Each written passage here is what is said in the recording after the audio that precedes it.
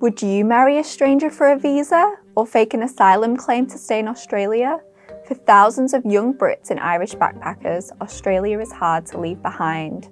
Higher wages, better weather, beach lifestyle, more opportunities. While most people leave when their visa expires, some are so determined to stay that they're willing to cross a legal line. You see everyone back home in their winter coats.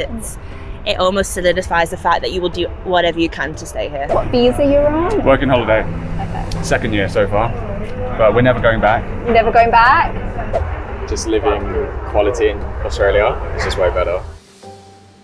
Australian authorities say they're seeing a growing number of British and Irish citizens applying for asylum, a system designed to protect people fleeing persecution and danger.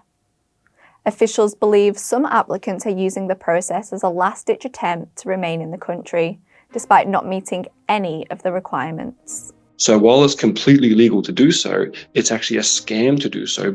And as professional as I can, I'll say they should be outright ashamed that they're doing this. And if those claims are found to be false, the consequences can be serious, including potential prison sentences of up to 10 years. To be granted asylum in Australia, applicants must prove they face a real risk of serious harm or persecution in their home country.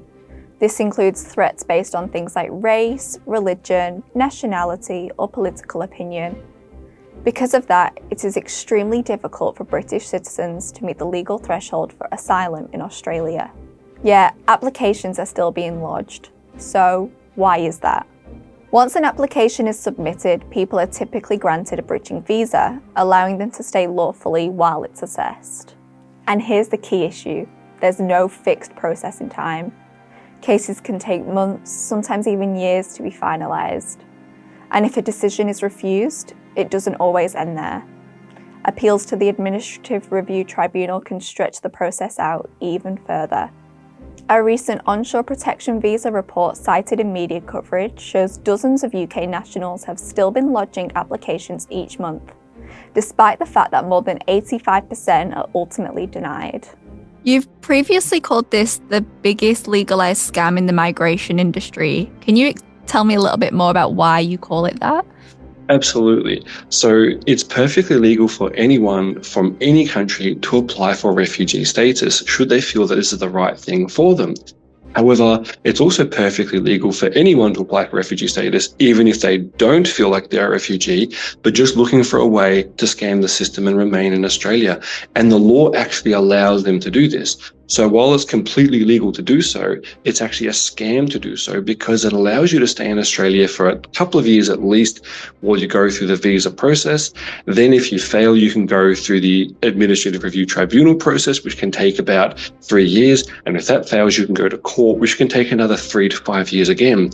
So it's a legalised scam to allow people to remain in Australia to try to find another way to stay here permanently.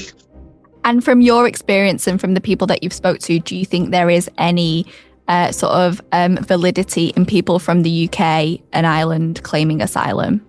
Well, you look at the basic understanding of what asylum is. You're either a political or other type of asylum seeker. So I ask the question to people who come across my desk and they say, I want to claim asylum from the United Kingdom or Ireland. And I say, so what has happened in the United Kingdom that makes you an asylum seeker? How have you been prejudiced or significantly harmed by the government for you to justify this asylum status for your political reasons or political beliefs or religious beliefs or anything like that? The problem that you have is that I've not had a single person from Britain or Ireland come to me with a legitimate case where they need political asylum because of their religious beliefs, political beliefs, or anything like this, because it doesn't exist. These are first world nations where people have the right for speech and they have a right to have religion and everything else like this. So there is no basis for it. Mark says there's also another trick migrants are using, and it starts with putting a ring on it.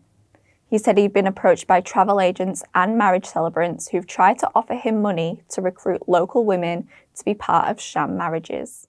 As a migration agent, I've been offered by travel agents, other migration agents, marriage celebrants who've come from overseas and have actually tried to offer me money to help recruit local Australian women who are vulnerable to be part of this where they get paid, anywhere up to $50,000 to be a sham marriage and a sham partner for the case. Do you think people should be ashamed of applying for this when they don't need it? I'd be, as a registered migration agent, I'm supposed to be as professional as I can in the way I deal with things. And as professional as I can, I'll say they should be outright ashamed that they're doing this, because people in Britain and Ireland are afforded opportunities that other genuine asylum seekers don't have. They have the right for education, healthcare, the NHS in England, and similar system in Ireland. So they have all these opportunities to study and work to become something that Australia needs and work towards a skill or a qualification that Australia desires. And instead of doing all of that, they're just blocking up the system that's designed for real refugees. An example is I have one lady who is from a country in Africa, I won't say which one, who's been subject to torture, who's been subject to really severe situations. She had to flee this situation. She arrived in Australia and is a legitimate refugee. Now, I have to explain to her every few months that the reason that her case is so delayed is because of people blocking the system. Wow.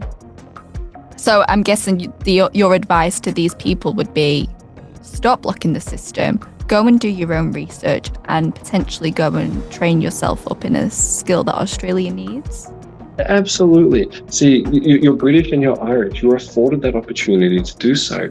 Whether you study here in Australia, or if you can't afford it, you go back home and study and work towards experience, then come back to Australia, show what you can offer Australia, and get a position and get permanent residency based on your skill and your abilities, as opposed to trying to scam the system to stay here because you didn't prepare yourself. So, is it time for Australia to allow UK citizens to move freely between the two countries, much like New Zealanders already can? Dozens of British and Irish travellers I spoke to think so, as they describe the difficulties they face in extending their stay in Australia, despite having the right skills for the country. I read a report today, and it was about some people, and I think predominantly it's British and Irish people, are obviously desperate to stay here. They're trying so hard to get extend their visa or get permanent residency, and so they're falsely are claiming asylum. Oh. And obviously the Australian government are absolutely not. Yeah, no way. I haven't heard of that, but I wouldn't be surprised. I mean, I think there's so many hoops that you have to jump through that unfortunately people try what they can, I guess. I think also the fact that the seasons back home are the complete opposite. It's easier to feel more distant from back home, in the sun here for so many months of the year, and then you see everyone back home in their winter coats. It almost solidifies the fact that you will do whatever you can to stay here. Yeah. I would be incredibly surprised if people were coming over here and seeking asylum. Yeah, it's hard visa-wise. There's so many, even now in comparison to 4 years ago when I arrived, it is a lot more complex. There are a lot more changes of the jobs that can be put forward for sponsorship. So in that sense, there is a few more hoops to jump through, but I still don't feel like morally anyone would get to the point where we could claim asylum per se. It's, you've just got to try your luck, try and find a way around all the new legislations, get yourself on board with a good employer and go from there. There's been some reports that say some English people are trying to claim asylum to stay here. What do you make of that? Silly. Not really fair. A lot of us are trying really hard to do it. Everyone wants to stay. I think it's for the weather, and we don't really like England, but they're not bringing much to the country. Here it's changed a lot in the past year. People just want to come to party. I'm you can do that back home. No one really wants to work, and the vibe's just a little bit off. Some people are rude, and so we're all here to be happy, not just to get away from England because you don't like it, In comparison, when you're living in the UK to here, there's just not much to do. I mean, you go to the pub with your friends, watch the football. That's all that I used to do, really. Anyway, I mean, it's nice being in Europe, but day to day, what are you doing over there? Not much. Maybe not worth a slap around the wrist though by the Australian government. Oh, 100%. Just Yeah, no way. Yeah, dude, go to the correct channels, get sponsorship. I mean, I'm fortunate enough that I don't need to, but I've got friends that are getting sponsored and they want to stay. So yeah. Just got to find your way around it, and then you can stay.